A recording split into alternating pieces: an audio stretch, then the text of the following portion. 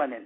The techin is called heavy star material. That is nothing but the melanin, the DNA inside of us. Now, in the book of the law, that was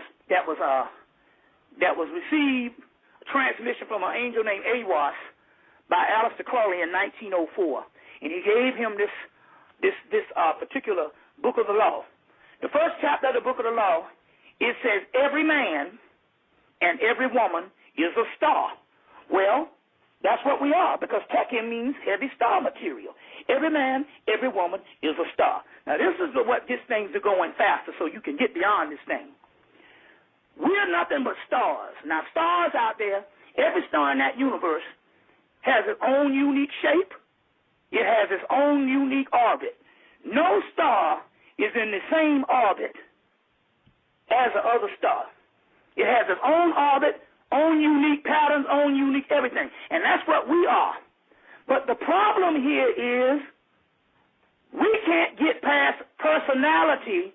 There it is. To line up there with the orbit of our star path, yes, which would automatically line up the DNA.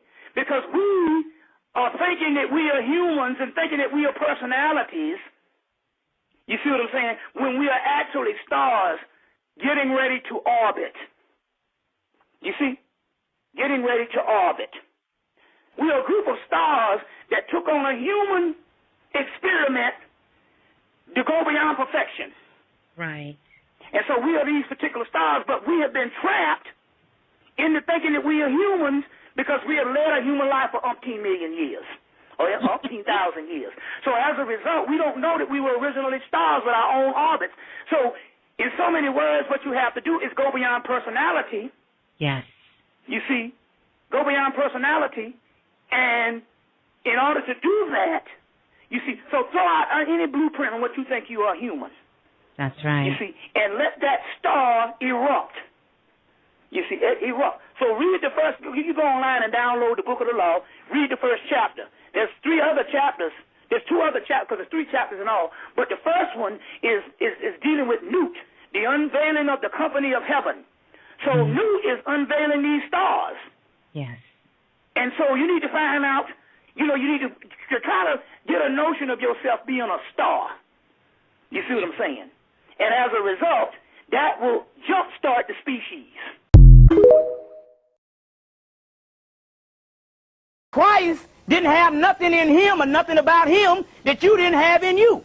It's just that he is the Christ figure and the example to be like. That's when he says, be ye perfect as I am. Now, there can't be 2 perfects. Perfect means perfect. And perfect means an exact duplication from what he is. Well, if you are lesser than Jesus Christ, which is just one of the Christs, they used to pump out Christ every day in the ancient world. Christ was not just one person. If you were supposed to be perfect like Jesus Christ, that means that you have the science to be duplicate of what he is. You see what I'm saying? This is the whole deal on everything we're dealing with now is becoming gods. You see? He said, just as I have done great works, greater works ye shall do. Right? Now, the other chapter is, there's another one, Psalms chapter 8, verse 3 to 6. And for some people, I don't know how many people found this Moroni. I think it's in some of the other biblical texts, because the King James Version ain't the only Bible. So there's several, I think this is in one of the lost books, Moroni chapter 10, verse 4 to 5, if you can find it. So now, that's the key on what's going down. Becoming gods. Now, like I said before, I talk on what is called esoteric teachings of the occult, which only means that which is hidden. Hidden from you for the last 140 years or 180 years since the cracker translated hieroglyphics of Medunetta. You see? So now don't compare me with the rest of the people, because those are historians. And they are actually, even though they're saying that's our story, that's actually his story. Because our story goes back millions of years. And you don't have none of them accounting for that. But now we have uncovered the actual stuff that just throws all chronology that you have been teaching, be ASCAC or whatever. It throws that out the door when the doggone Sphinx that sit in the middle of the earth is now 80,000 years old. Now, if the Sphinx is 80,000 years old, somebody had to build it, and it wasn't no doggone ape man. Now, there ain't no text out here to say that you come from apes, but yet Asa Hilliard, yet Charles Finch, And also Ivan Van Sertima say you came from ape people. Check. That's nothing but a family of different types of apes that was on the world, but you lived concurrently with them, as well as the dinosaurs or whatever. You see, there's different accounts of these particular things all around the world. You predate all that because you came straight from the Godhead on where all sacred texts say you came from. Mainly the star system Sirius.